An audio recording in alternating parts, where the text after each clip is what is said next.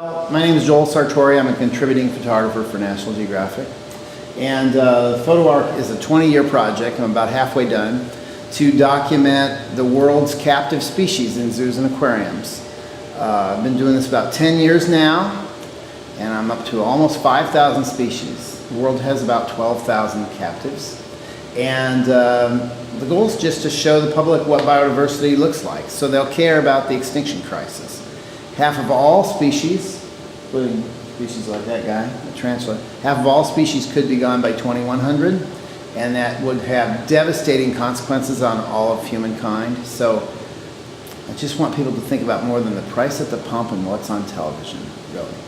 Since you started the project, have you seen any feedback that makes you believe people are thinking more about the Yeah, price I at the pump? think people do care, but they have to first be aware that these animals exist. Most people think about wildlife, they think about maybe elephants and tigers and polar bears, but they don't think a whole lot about rodents or freshwater mussels or small fish. They don't think a lot about small brown birds that may pass overhead, or bats, certainly not bats, but all these animals are really important to our survival. And so I try to relate that, and through these studio portraits where people can look these animals directly in the eye, and hopefully that'll interest them enough to come in and look around and think, you know, that's a pretty cool animal. I wonder if it's in trouble or what I can do to help save it. And believe it or not, there's lots of things people can do to help save species right here in Topeka. I mean, they can support this zoo, which does rare species conservation. Become a member of this zoo. That's a direct way you can fund endangered species conservation work and save species from extinction. Become a member of the zoo. Plus, it's fun.